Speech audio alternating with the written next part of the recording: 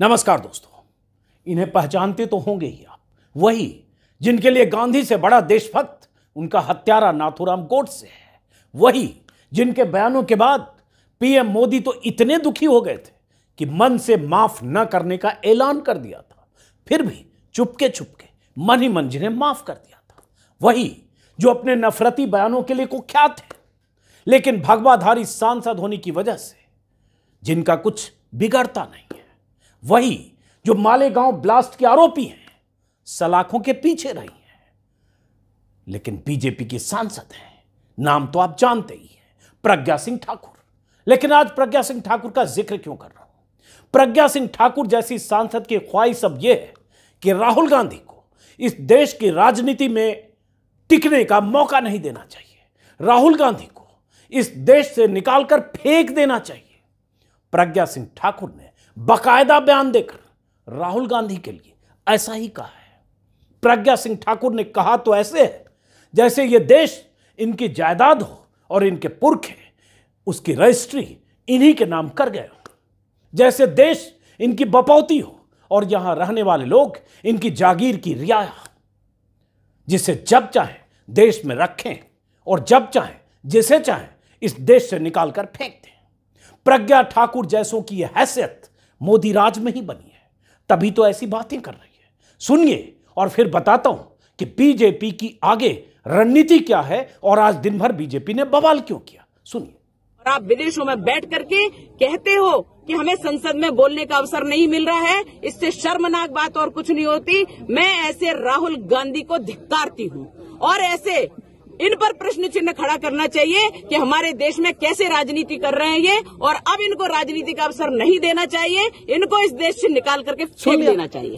प्रज्ञा ठाकुर की कुल जमा पूंजी यही है कि नफरती भगवाधारी हैं, गांधी के कातिलों की पुजारी हैं, गोडसे इनका आराध्य है, मुसलमान इनके सबसे बड़े दुश्मन हैं, मालेगांव धमाके के तार इनसे जुड़े होने के मुकदमे इनके नाम हैं। देश के मौजूदा माहौल में अपनी राजनीति चमकाने के लिए उटपटांग बयानों की वजह से कुख्यात हैं।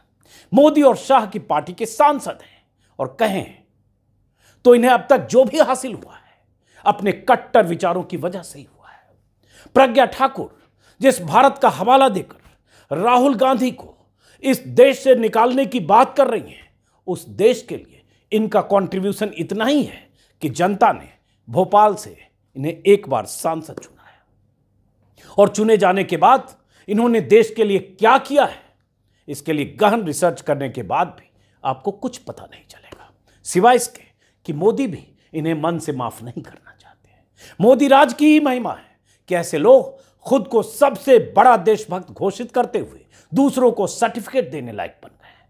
ये इसी राज में मुमकिन है और यह अकेली नहीं है। लंदन में राहुल गांधी ने भारत के लोकतंत्र पर कुछ सवाल उठाकर संसद में माइक बंद करने वाली बात क्या कह दी, ऐसा लगा जैसे मधुमक्खी के छत्ते में हाथ डाल दिया हो। पूरी की पूरी बीजेपी राहुल गांधी के पीछे पड़ गई है।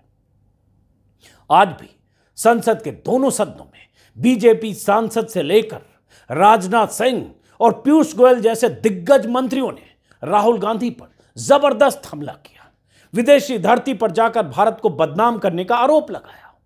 बीजेपी मंत्रियों ने चीख चीख कर कहा कि राहुल गांधी को देश के सामने आकर देश से माफी मांगनी चाहिए। राहुल ने अपने बयानों से देश का अपमान किया है।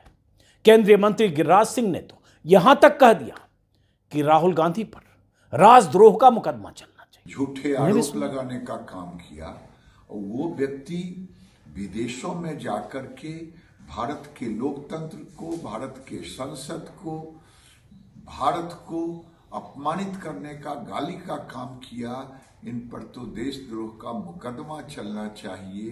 ये भारत ही है जहां ऐसे टुकड़े टुकड़े गैंग के सदस्य रहते हैं। ये वही गिरिराज सिंह है जो बात बात पर किसी को भी पाकिस्तान भेजने की बात करते हैं। बीजेपी सांसद निशिकांत दुबे ने तो संसद में अडानी और मोदी के रिश्ते पर राहुल गांधी के बयानों को लेकर मोर्चा खोल रखा है। विशेषाधिकार नोटिस देकर संसदीय समिति के सामने अपना बयान दर्ज करा चुके हैं और राहुल गांधी की सदस्यता खत्म कराने की मुहिम चला रहे हैं। पीएम मोदी कर्नाटक की रैली में राहुल पर हमले कर चुके हैं। कल उनका भाषण आपने देखा सुना होगा, आज अखबारों की सुर्खियां। लोकतंत्र पर राहुल के बयान को मोदी ने हमले का सबसे धारदार हथियार बनाकर माहौल बनाने में कोई कसर नहीं छोड़ी है। जब मोदी ही राहुल के बयान को इतना बड़ा मुद्दा बना रहे हैं तो बीजेपी के बाकी सांसद और मंत्री तो हो हल्ला करेंगे ही। तो हो हल्ला हो रहा है, आज दिन भर होता रहा। इस हो हल्ले के बीच कांग्रेस ने देश के कई राज्यों की राजधानियों में अडानी और मोदी के रिश्तों के विरोध में प्रदर्शन किया, राजभवनों तक मार्च किया, जेपीसी की मांग करते हुए नारेबाजी की।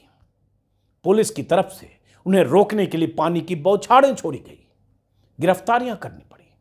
इधर दिल्ली में कांग्रेस अध्यक्ष मल्लिकार्जुन खड़गे समेत कई विपक्षी दलों के सांसदों ने संसद से विजय चौक तक मार्च किया, मोदी अडानी भाई भाई के नारे लगाए, कुछ ऐसे। मोदी अडानी भाई भाई, मोदी अडानी भाई भाई, देश बेचना बंद करो। लेकिन इन नारों की गूंज से सरकार की सेहत पर न तो कोई फर्क पड़ रहा है, न ही पड़ने वाला है। ये नारे तो मोदी के भाषण के दौरान संसद के दोनों सदनों में गूंजे थे। अडानी कांड की जांच को लेकर विपक्ष लगातार मांग करता रहा, लेकिन सुन कौन रहा है? मीडिया में विपक्ष की आवाज के लिए हाशिए भर की जगह है और बीजेपी के एजेंडे के हिसाब से खबरें लगातार चलाई जा रही है। अचानक ऐसा माहौल बनाया जा रहा है जैसे राहुल गांधी ने देश का बहुत बड़ा अपमान कर दिया हो। सारे चैनल बीजेपी की इस मुहिम में शामिल हैं। अरे भाई, राहुल गांधी ने लंदन में छात्रों और पत्रकारों के कार्यक्रम में कुछ कहा जो उन्हें लगा, वो उन्होंने बोला और वो उनकी राय है। विपक्ष के नेता बार बार यही कह रहे हैं कि देश की संवैधानिक संस्थाओं को जिस तरह से कमजोर किया जा रहा है, विपक्षी दलों के नेताओं के खिलाफ लगातार सीबीआई और ईडी के छापे मारे जा रहे हैं, गिरफ्तारियां हो रही है लगातार, सालों से और महीनों से, और इधर कई सप्ताह से आप लगातार देख रहे होंगे चुन चुनकर विपक्ष के नेताओं को सरकारी एजेंसियां टारगेट कर रही है, छत्तीसगढ़ से लेकर झारखंड तक, बिहार से लेकर दिल्ली तक। लोकतंत्र का मतलब सिर्फ सत्ता तंत्र तो नहीं होता है। लोकतंत्र के लिए विपक्ष की भी उतनी ही अहमियत है जितनी सत्ता पक्ष की। लेकिन किसे नहीं पता है कि बीते 8 सालों में बीजेपी सरकारों वाले राज्यों में न तो सीबीआई गई, न ईडी ने छापे मारे, न बीजेपी का कोई मंत्री पकड़ा गया, न ही कोई नेता बीजेपी का शिकंजे में आया। और जो आया, बीजेपी विधायक का बेटा लोकायुक्त के छापे में करोड़ों के साथ कर्नाटक में पकड़ा भी गया तो उसका कुछ नहीं बिगड़ा। बैंड बाजा और बारात के साथ बीजेपी का विधायक, उस रिश्वतखोर बेटे का बाप, जमानत पर छूटकर जब बाहर निकला तो जुलूस के साथ निकला। दर्जनों नेताओं ने सीबीआई और ईडी से बचने के लिए अपने दल से पाला बदलकर बीजेपी का दामन थाम लिया और मंत्री से मुख्यमंत्री तक बन गए, बच गए। और 2 वीडियो में मैं विस्तार से ये सब आपको बता भी चुका हूं, नहीं देखा हो तो देख लीजिएगा। तो क्या सवाल ये नहीं है कि लोकतांत्रिक अधिकारों पर अगर राहुल ने कोई सवाल उठा दिया तो क्या इतना बड़ा गुनाह कर दिया? राहुल के बोलने की सजा यह होनी चाहिए कि राहुल गांधी पर देशद्रोह का मुकदमा चलाया जाए। क्या राहुल गांधी ने देश के लोकतंत्र पर विदेश में कुछ सवाल उठाकर इतना बड़ा अपराध कर दिया कि उनकी संसद की सदस्यता खत्म हो जाए, उन्हें देश से उठाकर फेंक दिया जाए?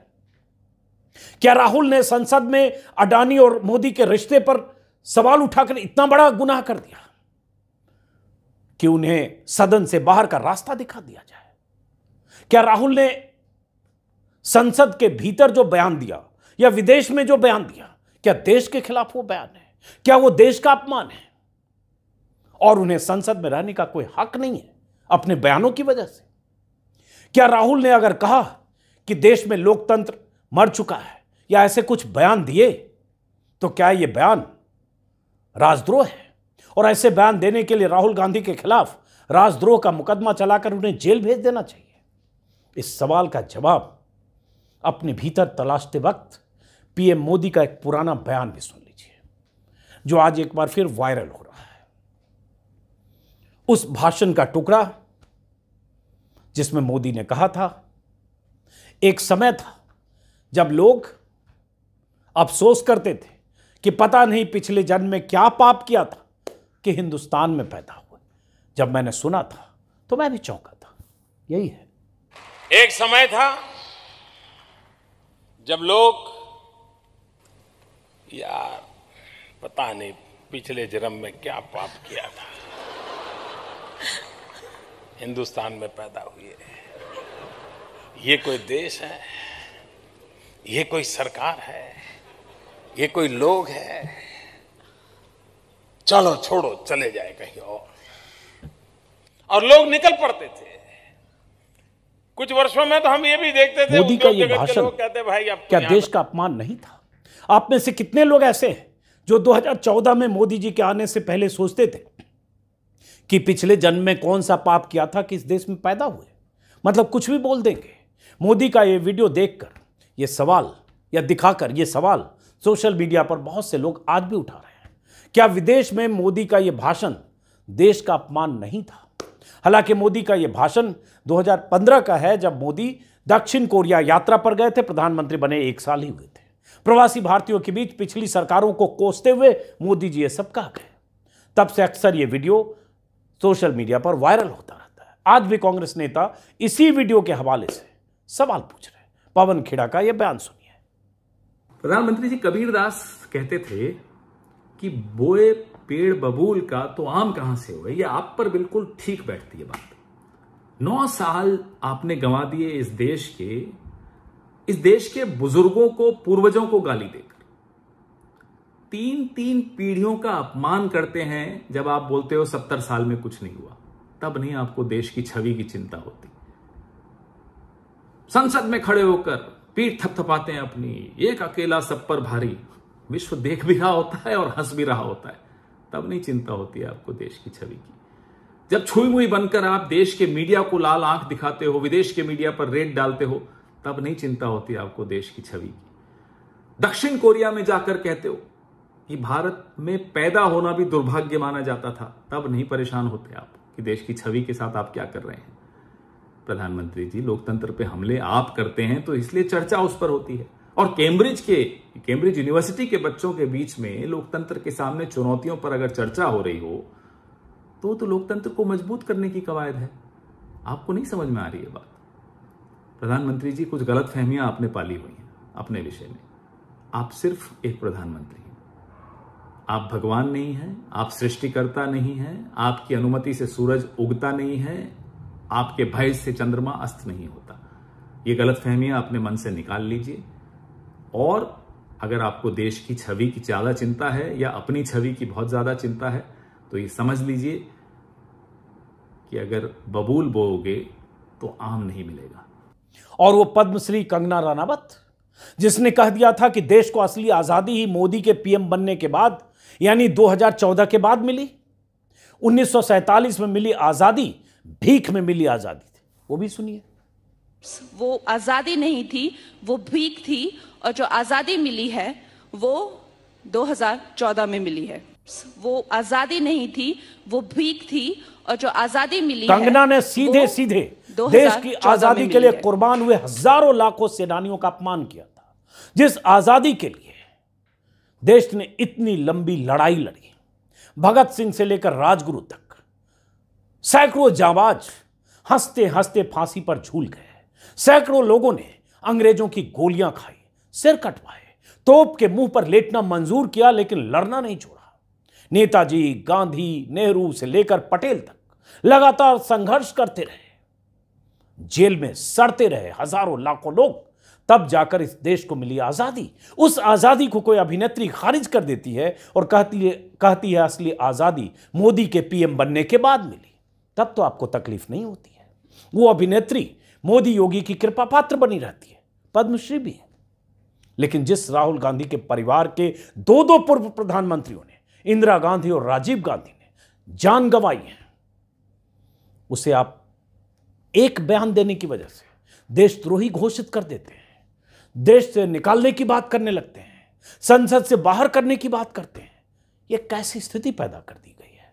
और इस देश में ऐसी स्थिति इसलिए पैदा हो रही है क्योंकि पूरी कोशिश यह है मोदी जी की, अमित शाह की, कि विपक्ष को पूरी तरह से ध्वस्त करो, किसी भी तरह से विपक्ष सिर न उठा पाए ऐसी स्थिति पैदा करो। इतना डिस्क्रेडिट करो कि जनता के बीच लगे कि ये सब लोग देश के लिए किसी काम के नहीं हैं। एजेंसियों का इस्तेमाल करो, मीडिया का इस्तेमाल करो, छापों से लेकर तमाम तरह के बयान के जरिए, और इस मुहिम में मीडिया शामिल होता है। और इसलिए सवाल कभी मोदी पर नहीं उठता, सवाल कभी योगी पर नहीं उठता, सवाल कभी अमित शाह पर नहीं उठता। लेकिन एक बयान राहुल गांधी ने क्या दिया, राहुल गांधी के पीछे बीजेपी तो पड़ी ही पड़ी, पूरा तंत्र राहुल गांधी को डिस्क्रेडिट करने में लग गया। और सवाल राहुल गांधी का नहीं है, सवाल विपक्ष का है, जिसका जिक्र मैंने पहले भी किया। लोकतंत्र में विपक्ष की भी हैसियत है, विपक्ष की अहमियत है। बिना विपक्ष के सत्ता पक्ष तानाशाह होता है, बेलगाम होता है, और इस देश में ऐसी ही स्थिति पैदा की जा रही है। आज संसद में पीयूष गोयल बोल रहे थे, राहुल गांधी के बयान से बौखलाए हुए, इमरजेंसी का जिक्र कर रहे थे। सही है, आपातकाल इस देश ने देखा है, भुगता है, झेला है, लेकिन यह भी कह रहे थे कि लोकतंत्र की हत्या तब होती है जब प्रेस का गला दबाया जाता है। इमरजेंसी में हत्या हुई थी, प्रेस का गला घोंटा गया था। आज के दौर में गला घोंटने की जरूरत ही नहीं है, थाल में अपना सिर रखकर लोग खुद परोस रहे हैं। जरूरत क्या है? प्रेस का कौन सा हिस्सा है, कितना बड़ा हिस्सा है जो सरकार से सवाल पूछ सके? कितना बड़ा हिस्सा है जो मोदी और शाह के सामने खड़े होकर काम के लायक एक सवाल पूछ सके? उनकी नीतियों पर, उनकी असफलताओं पर, उनके वादों पर, उनके बयानों पर कोई सवाल पूछ सके? तो सब कुछ तो तयशुदा ढंग से सत्ता के सामने नतमस्तक है। फिर यह सवाल बेमानी है कि प्रेस इस देश में पूरी तरह आजाद है। आजाद का मतलब वो नहीं होता है कि कोई गला घोंटे और इमरजेंसी ही लगाए, वो भी होता है जो आज इस दौर में हो रहा है। सब नतमस्तक है, और चूंकि सब नतमस्तक हैं, इसलिए सवाल कभी मोदी और शाह पर नहीं है, सवाल सिर्फ विपक्ष पर है। कभी राहुल गांधी हो, कभी तेजस्वी हो, कभी अखिलेश हो, कोई और है। बहरहाल, और ऐसी स्थिति में प्रज्ञा सिंह ठाकुर जैसों को भी बोलने का मौका मिलता है कि इन्हें इस देश में राजनीति का मौका नहीं देना चाहिए और देश से बाहर कर देना चाहिए। और इस देश में ऐसा बीते सालों में, 6, 7, 8 सालों में आपने देखा होगा कि जो भी असहमत है, जो भी मोदी पर हमले करता है, जो भी मोदी की आलोचना करता है, उसे बाहर भेज दो, विदेश भेज दो, देश निकाला कर दो, देशद्रोही घोषित करो, राजद्रोह का मुकदमा करो। तो यही हो रहा है। अब देखना है बीजेपी पूरी इस कोशिश में कि 2024 के चुनाव के पहले अगले 13 महीने तक बार बार हर वक्त ऐसा नैरेटिव सेट करें जिससे विपक्ष पूरी तरह डिस्क्रेडिट हो, पूरी लामबंदी विपक्ष के खिलाफ हो और सब मोदी के इर्द गिर्द हो। यही कोशिश है। इस कोशिश में मीडिया पूरी तरह से शामिल है। देखना है दर्शक के तौर पर, नागरिक के तौर पर, मतदाता के तौर पर आप किस तरह से क्या सोचते हैं। फिलहाल इस वीडियो को खत्म करते हैं। आपने अगर मेरे YouTube चैनल को सब्सक्राइब नहीं किया तो सब्सक्राइब करें, मुमकिन हो तो ज्वाइन करें। नमस्कार।